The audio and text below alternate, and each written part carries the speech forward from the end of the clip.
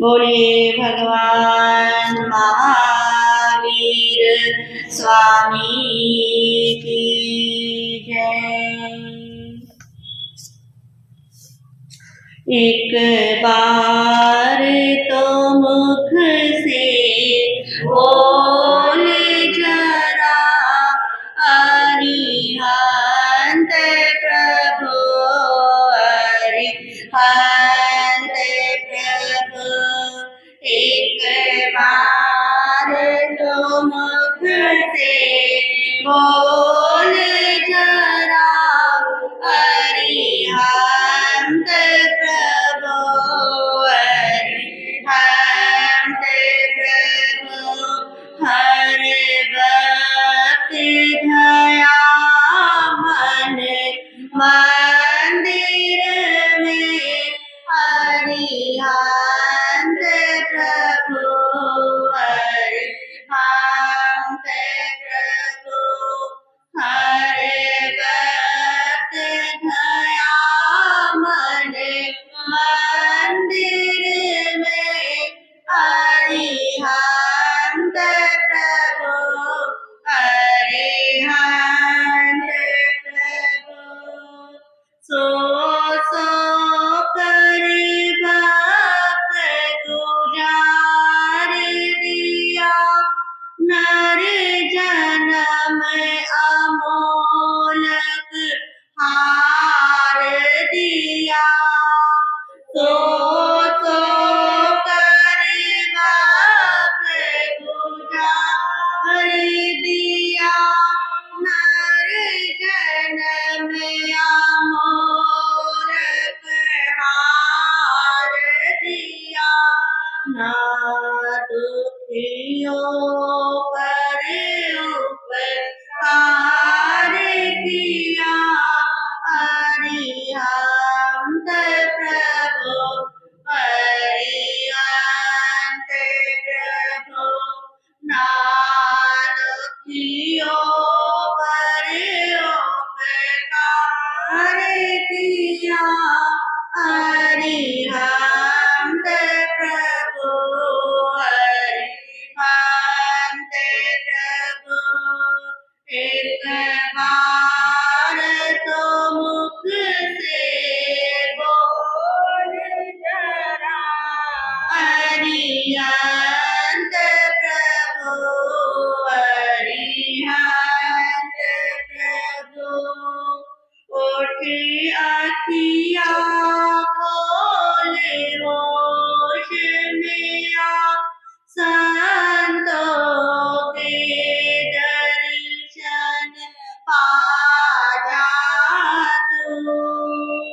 उठे अखिया खोले होश में आ, संतों के दर्शन पा जा तू। सबको ये मंत्र सुना जा तू, अरिहंत प्रभु अरिहंत प्रभु। सबको ये मंत्र सुना जा तू, अरिहंत प्रभु अरिहंत प्रभु। एक बार तो मुख से बोले जरा, अरिहंत प्रभु अरिहंत प्रभु। ये बात नहीं है सोने का, और नींद में गाफिल होने का। ये बात नहीं है सोने का,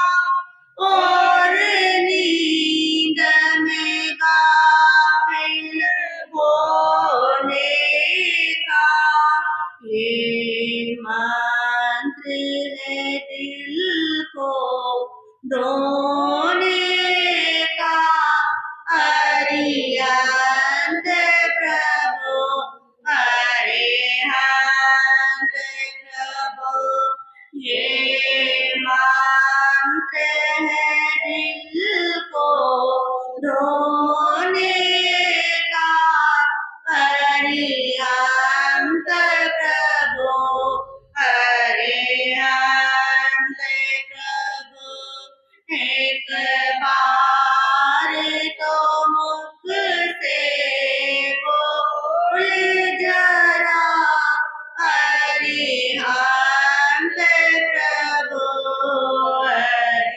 अरिहंत प्रभु जो जिनवर के गुण गाता है वो भव सागर तर जाता है जो जिनवर के गुण गाता है वो भव सागर तर जाता है नहीं नर को में दुख पाता है अरिहंत प्रभु अरिहंत प्रभु नहीं नर को में दुख पाता है अरिहंत प्रभु अरिहंत प्रभु एक बार तो मुख से बोल जरा अरिहंत प्रभु अरिहंत प्रभु एक चित से सिमरन कर ले तो और ध्यान प्रभु का धर ले तो एक चित से सिमरन कर ले तो और ध्यान प्रभु का धर ले तू कुछ बोझ को हल्का कर ले तू अरिहंत प्रभु अरिहंत प्रभु कुछ बोझ को हल्का कर ले अरिहंत प्रभु अरिहंत प्रभु एक बार तो मुख से बोल जरा अरिहंत प्रभु अरिहंत प्रभु महावीर से सुरती जोड़ जरा और विषयों से मुखड़ा मोड़ जरा महावीर से सुरती जोड़ जरा और विषयों से मुखड़ा ओढ़ जरा कृष्णा का बंधन तोड़ जरा अरिहंत प्रभु अरिहंत प्रभु कृष्णा का बंधन तोड़ जरा अरिहंत प्रभु अरिहंत प्रभु एक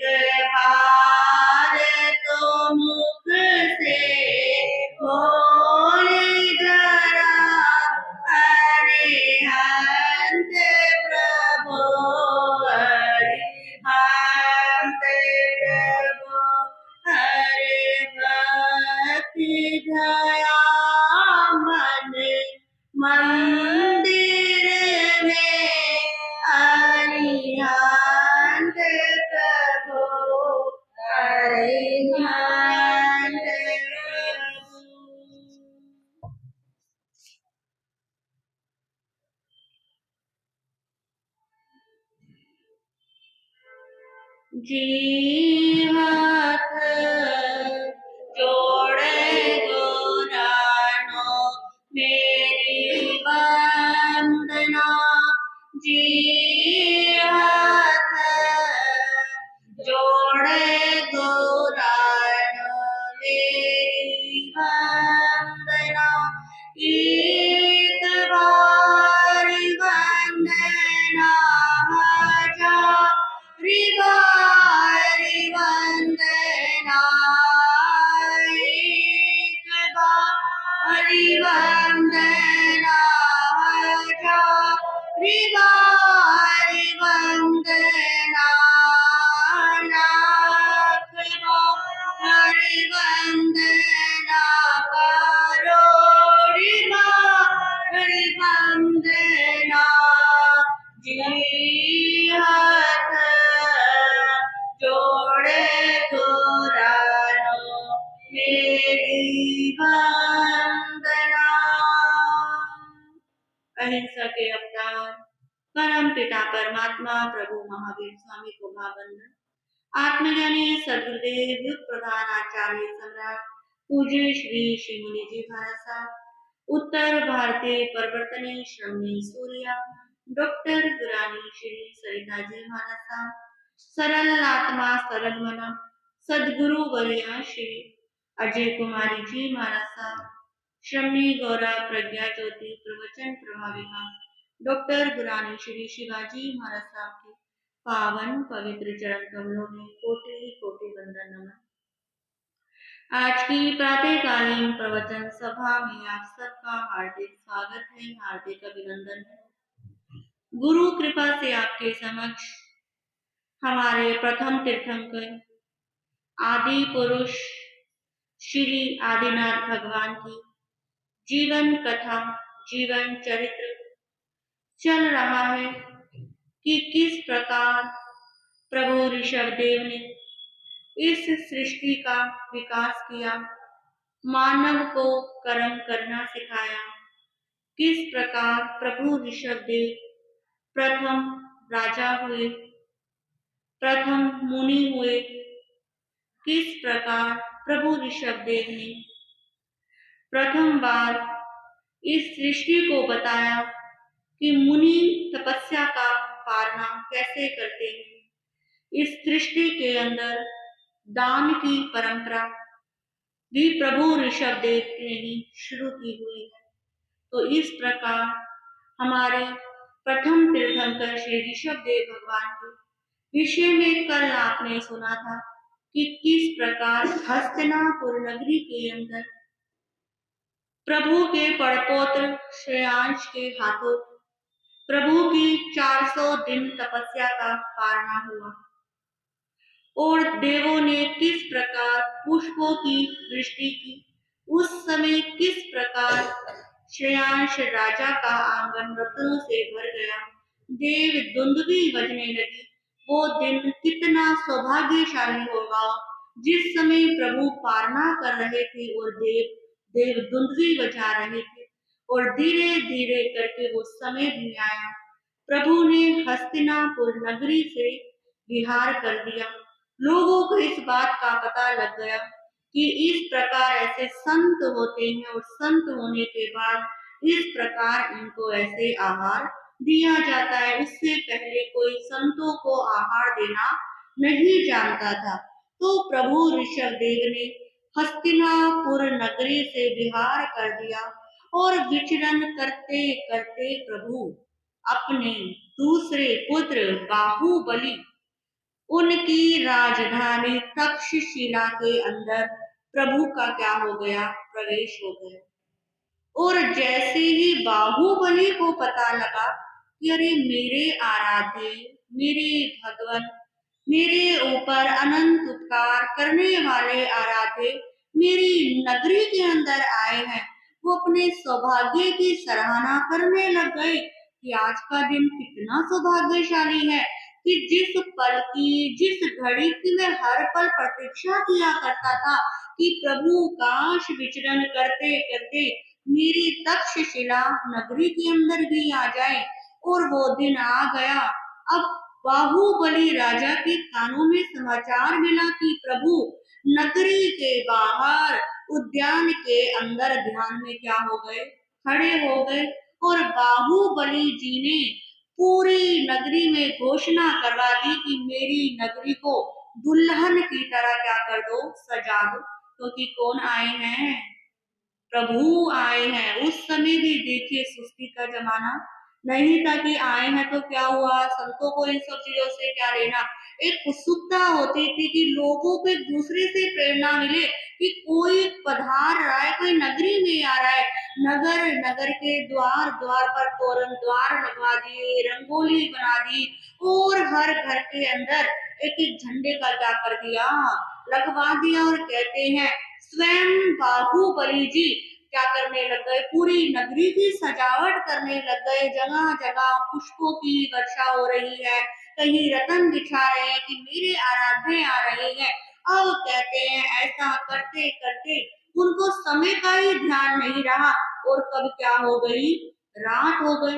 अब मन में सोचते अब तो रात हो गई, ऐसा करूंगा सुबह जाऊंगा और सुबह प्रभु के दर्शन करूंगा और प्रभु को नगरी में पधारने के लिए क्या करूंगा, विनती करूंगा। अब कहते इतनी तैयारी करने के बाद बाहुबली सुबह के पहले पहर को छोड़कर दूसरे पहर में अपने राजपाट का सारा काम निपटा के सोचते हैं अब पूरे अपने नागरिकों के साथ प्रभु के दर्शन करने के लिए जाऊंगा। और होता क्या है, प्रभु जिस उद्यान के अंदर ध्यान कर रहे थे और प्रभु ने सूर्य उदय होते ही उस उद्यान से क्या कर दिया, विहार कर दिया। अब जितनी उम्मीद के साथ वो बाहुबली जी गए थे कि मुझे क्या होंगे, प्रभु के दर्शन होंगे, मेरी नगरी में पधारेंगे। अब प्रभु पहला जमाना मिट्टी बिछी हुई होती थी, अब प्रभु के कदम देखे कि ये तो क्या हो गए, वापिस ही मुड़ गए और वहीं पर रोने लग गए, बिलखने लग गए कि कैसा मेरा पाप का उदय आया है कि प्रभु मेरे निकट आए और मैं समय की व्यवस्था के कारण इतना व्यस्त हो गया और मैंने प्रभु के दर्शन कल पर क्या कर दिए, टाल दिए। अब मेरे हाथ में जो सुनहरी मौका लगने वाला था वो मौका मेरे हाथ से निकल गया। अब पता नहीं प्रभु कहाँ होंगे, कहाँ नहीं होंगे, कैसे मुझे प्रभु के दर्शन होंगे। अब कहते वो बेचारे इतने क्या हो गए, परेशान हो गए। अब जब परेशान हो रहे थे तो उनके साथ उनका मंत्री था, उसने कहा कि राजन इतना परेशान होने की जरूरत नहीं है, अभी भी आपके हाथ में बहुत कुछ है, आप प्रभु के क्या कर सकते हो, दर्शन कर सकते हो। उन्होंने कहा कैसे दर्शन कर सकता हूँ, फटाफट बता। अब वो कहता है देखो अब प्रभु के चरण चिन्ह देखिए, जहाँ पर प्रभु क्या हुए थे, खड़े हुए थे।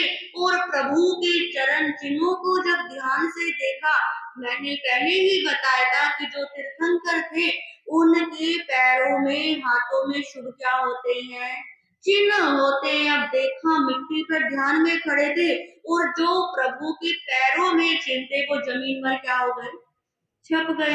कहीं मीन का चिन्ह बन गया, कहीं कमल बन गया, श्री वस्त्र बन गया, स्वास्तिक बन गया। अब बाहुबली झुक झुक कर वो चिन्हों को क्या कर रहे हैं, देख रहे हैं। अब इतनी श्रद्धा भाव आया कि उन चिन्हों को देखते देखते ही उनको प्रभु के क्या हो गए, दर्शन हो गए। अब वो मंत्री कहता है राजन अब आप एक ऐसा काम कर सकते हो कि युगों युगों तक लोग प्रभु के क्या करें, दर्शन करें। जो प्रभु के चरण चिन्ह है इनको आप ऐसे के ऐसे क्या कर देना, रहने देना। और यहाँ पर एक धर्म चक्र की क्या कर देना, स्थापना करवा देना, ऊपर क्या लगवा देना, छत्र लगवा देना, ताकि आपके आने के बाद, आपके जाने के बाद भी जिन्होंने प्रभु के दर्शन नहीं किए हैं वो प्रभु के दर्शन कर सके। और तक्षशिला के अंदर राजा बाहुबली के माध्यम से आज भी प्रभु ऋषभ देव के चरण चिन्ह क्या है, अंकित है, क्योंकि बाहुबली जी को इतना पश्चाताप हुआ कि मैंने बिजी होने के कारण कल पर काम छोड़ा और मैंने प्रभु के दर्शन नहीं कर पाए। तो इसी तरह सब प्रभु के क्या करें, दर्शन करें, और वो दर्शन का उद्यान के अंदर सुंदर धर्म चक्र बनाकर उनको बहुत आनंद की क्या हो रही है, अनुभूति हो रही है। और प्रभु तक्षशिला के अंदर पधारते हुए भी बाहुबली के यहाँ पर नहीं पधार पाए, पर उसने हमेशा हमेशा के लिए प्रभु को अपनी निगाह में संजोकर रख लिया। अब धीरे धीरे करके वो समय बीता जा रहा है और प्रभु को दीक्षा लिए हुए 1000 वर्ष क्या हो गए, व्यतीत हो गए। कितने वर्ष, 1000 वर्ष। और प्रभु विचरण करते करते अयोध्या नगरी के पुरीमताल नगर के अंदर क्या हो गए, प्रभु का पदार्पण हो गया। और वहां पर पधारने के बाद उस नगर के शकट मुख नाम का एक वहां पर उद्यान था, और उस उद्यान के अंदर प्रभु ध्यान में क्या हो गए, खड़े हो गए। आप देखिए सभी तीर्थंकर, जितने भी महापुरुषों का जीवन चरित्र पढ़ो, हर तीर्थंकर अपनी ध्यान साधना के लिए किसको चुनते हैं, उद्यान के अंदर। क्योंकि उद्यान के अंदर आज भी क्या है, वो शांति होती है कि आप जितने मर्जी ट्रैफिक से जो रास्ते में पार्क आ जाता है तो अलग क्या मिलता है, रिलैक्सेशन मिलता है। तो प्रभु शकट मुख नामक उद्यान के अंदर ध्यान में क्या हो गए, लीन हो गए। उद्यान के अंदर वट वृक्ष, जो आज भी क्या है, वट वृक्ष जीवित है। वट वृक्ष के लोग क्या करते हैं, पूजा करते हैं। उस वट वृक्ष के नीचे प्रभु ऋषभ देव क्या हो गए, ध्यान में लीन हो गए और ध्यान साधना की इतनी अंदर गहराइयों में पहुंच गए कि ध्यान करते करते प्रभु की 4 घाती कर्मों का क्या हो गया, क्षय हो गया। कुल कर्म कितने हैं, 8 कर्म है। उन 8 में से 4 घाती कर्म, ज्ञानावरणीय कर्म, दर्शनावरणीय कर्म, मोहनीय कर्म और अंतराय कर्म, ये 4 होते हैं। घाती कर्म जो बचे हुए होते हैं वो घाती कर्म। तो इस प्रकार इन 4 घाती कर्मों का क्षय होने पर प्रभु को अयोध्या नगरी के पुलिमताल नगर में वट वृक्ष के नीचे खड़े खड़े केवल ज्ञान और केवल दर्शन की क्या हो गई, प्राप्ति हो गई। बोलिए ऋषभ देव भगवान की जय। कहते हैं आज भी जब भी आप वट वृक्ष के पास जाओ, उस वट वृक्ष को देखो, तो वहां पर खड़े होकर प्रभु ऋषभ देव को नमन करना चाहिए कि इस वृक्ष के नीचे हमारे आराध्य प्रथम तीर्थंकर श्री ऋषभ देव भगवान ने किसको पाया था, केवल ज्ञान को पाया था। हमारा भी वो दिन आए कि हम भी केवल ज्ञान केवल दर्शन की क्या करें, प्राप्ति करें। तो इस प्रकार फागुन कृष्णा एकादशी के दिन उत्तराषाढ़ा नक्षत्र के योग होने पर प्रभु को केवल ज्ञान और केवल दर्शन की प्राप्ति हुई। अब केवल ज्ञान होने के बाद क्या होता है, केवल ज्ञान कि वहां पर ज्ञान ही ज्ञान है, केवल ज्ञान, केवल कहते हैं ओनली। अब प्रभु को अपने ज्ञान में तीनों काल तीनों समय एक साथ क्या होने लग जाते हैं, दिखाई देने लग जाते हैं। दुनिया की कोई भी चीज ऐसी नहीं होती जो प्रभु अपने ज्ञान में ना देखे। जब प्रभु को केवल ज्ञान हो गया तो नरक के जीवों को भी क्षण भर के लिए दुख से मुक्ति की क्या हुई, अनुभूति हुई। वो भी कुछ क्षण के लिए सुख का अनुभव करने लगे। और कहते हैं जिस वृक्ष के नीचे प्रभु को केवल ज्ञान, वट वृक्ष के नीचे, वह वृक्ष आज भी क्या है, पूजनीय है। आज भी लोग तभी पूजा करते हैं। उस समय प्रभु के जब केवल ज्ञान हुआ, जब प्रभु निर्वाण प्राप्त हो गए थे, जब लोग वहां से गुजरते थे तो वृक्ष को नमन करते थे कि ये वृक्ष क्या है, हमारे प्रभु ऋषभ देव का वृक्ष है। आज भी वही क्या चली आ रही है, मान्यता चली आ रही है। पर शुरुआत कहाँ से हुई, इस बात का किसी को पता नहीं। आज लोग उस पे घूम के पानी चढ़ाते हैं, कलावा बांधते हैं, पर प्रभु ऋषभ देव ने उस वृक्ष को क्या किया है, धन्य किया है। तो इस प्रकार जब प्रभु को केवल ज्ञान हुआ, देवलोक के अंदर सो धर्म इनका सिंहासन संपायमान होता है कि अयोध्या नगरी के अंदर प्रभु ऋषभ देव को क्या हो गया, केवल ज्ञान हो गया। और देवताओं को तो अवसर चाहिए होता था कि प्रभु के क्या करने जाना है, दर्शन करने जाना है। अब जैसे ही प्रभु को केवल ज्ञान हुआ, पूरे देवलोक के अंदर हलचल हो गई कि कहाँ जाना है, कौन सी नगरी में, अयोध्या नगरी के अंदर जाना है, पूरे दल बल के साथ जाना है। अब कहते हैं वहां पर उस देवलोक के अंदर एरावत नाम का एक क्या था, देव था। उस देव ने हाथी का क्या बना लिया, रूप बना लिया। और उसके इतना बड़ा रूप बनाया कि उसके 8 क्या बन गए, मुख बन गए। जैसे कहते हैं ना मंदिरों में आप देखते हैं कि एरावत हाथी है, कि वहां पर सम्मान के रूप में भी क्या देते हैं, हाथी को देते हैं। वो हाथी नहीं होता, वो देवता का ही अपना क्या बनाया हुआ होता है, रूप बनाया हुआ होता है। अब हाथी का रूप बनाकर अब वो ऐरावत हाथी जिसके ऊपर पूरे इंद्र का परिवार क्या हो गया, बैठ गया। आप देखते हो फोटो में कि छोटे छोटे से ऊपर जो हाथी के ऊपर बॉक्स लगता है, उसके ऊपर छोटे छोटे देवता क्या होते हैं, बैठे बैठे दिखाई देते हैं। वो देवताओं का क्या होता है, सारा परिवार होता है। वो इरावत नाम का देव सोचता है कि मैं ये अहोभाग्य लूं कि मेरे माध्यम से सब प्रभु के दर्शन करके आए और सब प्रभु का क्या मनाए, केवल ज्ञान महोत्सव मनाए। क्योंकि अब प्रभु क्या हो गए हैं, अरिहंत हो गए हैं।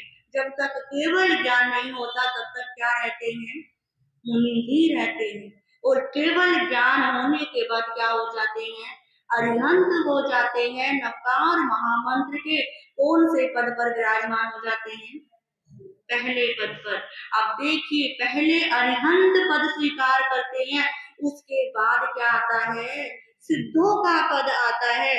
तो इस प्रकार अब प्रभु वहां पर अरिहंत हो गए और देवता भी पूरे देव राजेंद्रों के साथ वहां पर उपस्थित हो गए। और उपस्थित होने के बाद देवताओं ने वहां पर प्रभु के समूह शरण की क्या करनी है, रचना करनी है। क्यों रचना करनी है, क्योंकि जैसे ही प्रभु दीक्षा लेते हैं, दीक्षा लेते ही क्या ले लेते हैं, क्या बताया था, मौन। वो किसी से क्या नहीं करते, बात नहीं करते। केवल ज्ञान होने के बाद ही क्या करते हैं, अपना मौन खोलते हैं, यानी कि देशना देनी क्या करते हैं, शुरू करते हैं। अब देवता वहां पर आ गए और उन्होंने 8 महाप्रतिहारों की क्या करी, रचना करी। जिसके अंदर आता है पहला अशोक वृक्ष, जो भी देवता के द्वारा निर्मित क्या होता है, वृक्ष होता है। फिर दूसरी उन्होंने रचना की दिव्य पुष्प वृष्टि, की लगातार पुष्पों की क्या होती रही, वृष्टि होती रही। फिर तीसरी रचना की दिव्य ध्वनि की, कहते हैं ना देवताओं के, आप देखते हो आगे पीपनी सी बनी हुई होती है फोटो वगैरह में, तो वो देवता लगातार एक सुंदर क्या करते रहते हैं, ध्वनि की रचना करते रहते हैं। फिर आपने देखा होगा समूह शरण के अंदर देवता के दोनों ओर क्या डलाए जाते हैं, चवर डुलाए जाते हैं। आज भी मंदिरों के अंदर जब भगवान का अभिषेक कुछ होता है तो चवर डुलाते हैं ऐसे। तो देवता उस चवर की क्या करते हैं, रचना करते हैं। और फिर प्रभु जिस सिंहासन पर बैठते हैं वो सिंहासन होता है स्फटिक का सिंहासन, उसकी रचना भी कौन करते हैं, देवता करते हैं। फिर प्रभु के ऊपर 3 क्या करते हैं, छत्र बनाते हैं, एक छोटा फिर बड़ा फिर उससे बड़ा। मंदिर के अंदर आज भी क्या दिखते हैं, ऐसे जब दर्शन करते हैं तो भगवान जी के ऊपर 3 क्या होते हैं, छत्र होते हैं। देव दुंदरी क्या करी जाती है, बजाई जाती है। और जब प्रभु बैठते हैं तो उनके पीछे एक सुंदर भावा मंडल की क्या करी जाती है, रचना की जाती है कि जिससे आने वाले प्रत्येक जीव को सुख और शांति की क्या हो, वृद्धि हो। अब देवता आ गए और उन्होंने 8 महाप्रतिहारी होते हैं जो सिर्फ तीर्थंकरों के होते हैं, किसी आम इंसान या आम साधु के नहीं हो सकते। हर तीर्थंकर को जब केवल ज्ञान होता है उसके बाद ही देवता इन 8 महाप्रतिहारियों की क्या करते हैं, रचना करते हैं। अब वो समय आ गया कि समूह शरण की क्या करनी है, रचना करनी है। अब समूह शरण की रचना करने के लिए जो वायु कुमार देवता होते हैं वो 1 योजन तक पृथ्वी को क्या कर देते हैं, साफ कर देते हैं। आप देखते हैं हवा चलती है, जितने पेड़ पत्ते होते हैं वो क्या हो जाते हैं, साइड हो जाते हैं ना। तो जो वायु कुमार देवता थे वो इतनी स्पीड से चलते हैं कि 1 योजन तक पूरी धरती क्या हो जाती है, साफ हो जाती है। आज भी ये कहा जाता है कि जब हवा नहीं चल रही हो तो वायु कुमार, वायु परमदार देवता, वायु कुमार देवता करो तो हवा क्या हो जाती है, चलने लग जाती है। तो वो देवताओं के अंदर वायु कुमार देवता जो क्या देते हैं, हवा देते हैं। उसके बाद मेघ कुमार देवता यानी कि बादल, वो 1 योजन तक पूरी धरती में जल का क्या कर देते हैं, छिड़काव कर देते हैं कि धरती की जो भी अशुद्धि हो वो एकदम से क्या हो जाए, साफ हो जाए। फिर जो व्यंतर देव होते हैं वे 1 योजन की धरती तक पूरे रास्ते में पुष्पों की क्या कर देते हैं, बिछा देते हैं कि व्यक्ति या भगवान जब भी चले तो उनके पैरों में कुछ भी ना लगे। अब वो फूल बिछा देते हैं, जगह जगह पर तोरण बनवा देते हैं, सुंदर रंगोली बना देते हैं, सबके वेलकम की क्या कर देते हैं, तैयारी कर देते हैं। और स्थान स्थान पर अष्ट मंगल चिन्ह क्या कर देते हैं, देवता लगा देते हैं। और फिर जो देव होते हैं वो प्रभु के समूह शरण के लिए स्थान क्या करते हैं, निर्यंत करते हैं। उसमें आप देखते हैं पहले एक बड़ा होता है, फिर उसके थोड़ा सा चलते हैं, फिर एक स्पेस आता है बैठने की जगह, फिर सीढ़ियां होती हैं, फिर ऐसे होते हैं। ऐसे समूह शरण में 3 क्या होते हैं, परकोटे होते हैं। उन 3 परकोटों के अंदर जो विमानित देव होते हैं, पहला परकोटा रत्नों से क्या करते हैं, बनाते हैं कि 1 योजन तक चारों तरफ रतन ही रतन। फिर ज्योतिषी देव होते हैं वो दूसरे परकोटे को पूरा सोने से क्या कर देते हैं, बना देते हैं। फिर उसके बाद तीसरे परकोटे के अंदर विमानित देव चांदी से क्या कर देते हैं, पूरा समूह शरण भर देते हैं। ऐसे करके समूह शरण की क्या हो जाती है, रचना कर जाती है। उसमें चढ़ने के लिए एक सीढ़ी लगाते हैं और तीसरे परकोटे के ऊपर प्रभु का जो स्फटिक का सिंहासन होता है उसको क्या करा जाता है, रखा जाता है। और अशोक वृक्ष की जो अष्ट महाप्रतिहारे के अंदर है वहां पर स्थापना करते हैं और प्रभु उस समूह शरण के अंदर बैठ जाते हैं। देवी देवता दोनों ओर चवर डुलाने लग जाते हैं और समूह शरण में बैठने के बाद प्रभु को चारों तरफ से जहां मर्जी से देखे सबको क्या करते हैं, दिखाई देते हैं। आगे वाले को भी लगेगा हमारी तरफ है, पीछे वाले को लगेगा हमारी तरफ है। तो चारों तरफ से प्रभु एक जैसे क्या हो जाते हैं, दिखने लग जाते हैं और सब प्रभु को क्या करते हैं, नमस्कार करते हैं। जैसे ही समूह शरण की रचना हो जाती है तो 12 प्रकार की परिषदा वहां पर निर्मित हो जाती है। देवी देवता मनुष्य मनुष्यनी और देवी देवता मनुष्य मनुष्य त्रियंच मादा त्रियंच पुरुष। तो इस प्रकार 12 प्रकार की परिषद जहाँ पर सभी प्रभु की वाचना सुनने के लिए उपस्थित हो जाते हैं। और कहते हैं ये तीर्थंकरों का अतिशय होता है कि वो जो सुनने वाला जो भी होता है उसको अपनी लैंग्वेज में क्या देती है, भगवान की वाणी सुनाई देती है। जैसे कोई जानवर है तो उसको लगेगा कि प्रभु मेरी भाषा में बोल रहे हैं, यदि कोई मनुष्य है तो उनको लगेगा मनुष्य वाले, देवता है उनको लगेगा कि हमारी भाषा में प्रभु क्या दे रहे हैं, देशना दे रहे हैं। अब कहते हैं प्रभु के समूह शरण में जितने भी देवी देवता और मनुष्य होते हैं प्रभु के दर्शन करने से उनको अपने पिछले के 7 भव क्या आ जाते हैं, याद आ जाते हैं कि पिछले के 7 भवों में हमने क्या क्या किया था। ये तीर्थंकरों के समूह शरण का क्या होता है, प्रभाव होता है। इसके साथ साथ वहां पर जितने भी प्राणी होते हैं सब आपस में अपना बैर भूल जाते हैं। जैसे कि कहते हैं चूहे और बिल्ली का क्या होता है, बैर होता है। सांप और नेवले का क्या होता है, बैर होता है। सब अपने आपस के बैर बैर भाव को छोड़कर सबके प्रति क्या हो जाते हैं, सम हो जाते हैं और सब भक्ति भाव के साथ प्रभु के समोशरण को सुनते हैं। कहते हैं इतनी शांति होती है कि जो कबूतर होते हैं, चिड़िया होते हैं, जो हमेशा गुटर-गू करते रहते हैं, वो भी प्रभु के समोशरण के अंदर बिल्कुल शांत होकर क्या हो जाते हैं, बैठ जाते हैं और प्रभु सबसे पहले संघ को क्या करते हैं, नमस्कार करते हैं। नमो संघस, फिर करते हैं नमो सिद्धस, कि सारे सिद्धों को मैं क्या करता हूँ, नमस्कार करता हूँ। और जो देवी देवता होते हैं वो प्रभु की स्तुति करते हैं कि हे प्रभु, आप तो अनंत बुद्धि के क्या हैं, स्वामी हैं। हमारी बुद्धि तो कुछ भी नहीं है कि प्रभु हम आपकी स्तुति कर रहे हैं, पर स्तुति करते हुए कोई हमसे भूल चूक हो जाए तो उसके लिए आप हमें क्या करना, क्षमा करना। आप तो गुणों के सागर हो, आप गुण रत्नाकर हो, आप इस सृष्टि के ऊपर अनंत क्या करते हो, उपकार करते हो।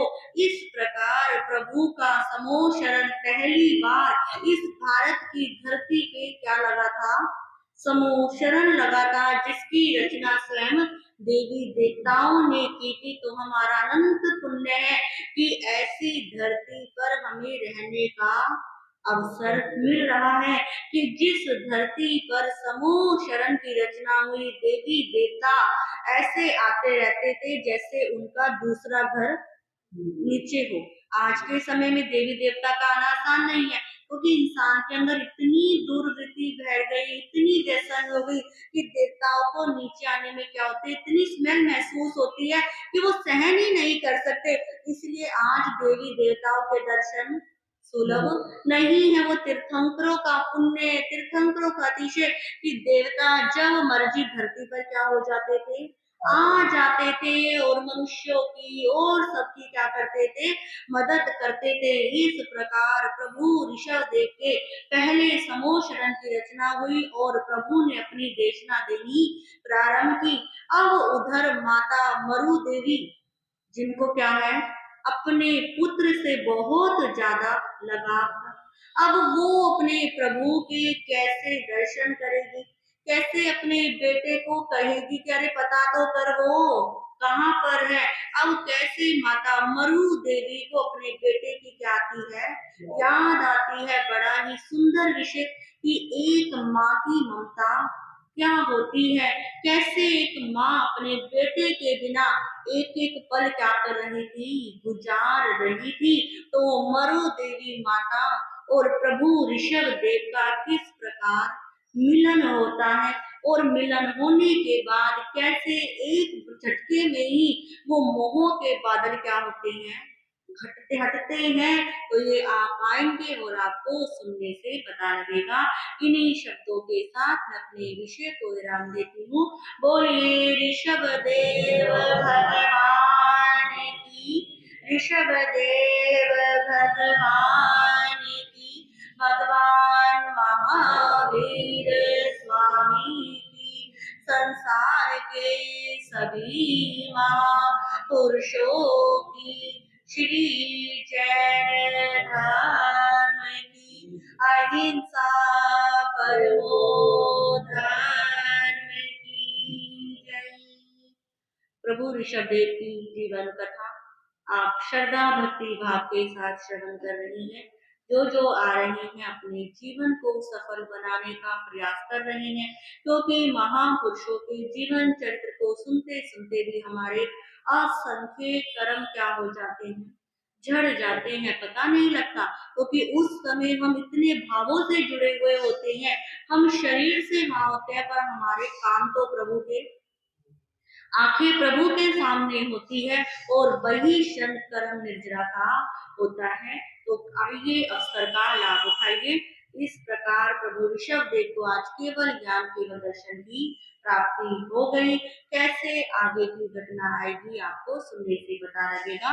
जो आ रहे हैं उनको धन्यवाद, जो भी सोए हुए हैं उनके लिए प्रार्थना करते हैं कि उनका पुण्य उदय में आए और नींद का आवरण, आलस्य जो ज्यादा इस आत्मा के ऊपर छाया हुआ है वो क्या हो, दूर हो, और वो भी एक दिन भगवता के निकट पहुंचे। इन्हीं शब्दों के साथ मैं अपने विषय को विराम देती हूँ। आज हमारे बेटा जी महाराज साहब की सुशिष्या साध्वी निष्ठा जी महाराज साध्वी कृष्णा जी महाराज साहब भी अभी वो पहुंचने ही वाले होंगे। पंजाबी विभाग से 8:15 उन्होंने बिहार कर दिया था। तो कल से आपको थाने 4 के साथ साथ आ गए क्या थाने 6 के हम क्या हो जाएंगे सब कल एक साथ 6 जने हो जाएंगे, आज ही हो गए हैं। तो सभी दर्शनों का लाभ जरूर करें, थोड़ी सी रौनक और बढ़ाने का प्रयास करें। हम भी बड़े हैं तो आप भी क्या करना, थोड़े से बढ़ने का प्रयास करना। मंगल पाठ सुनेंगे।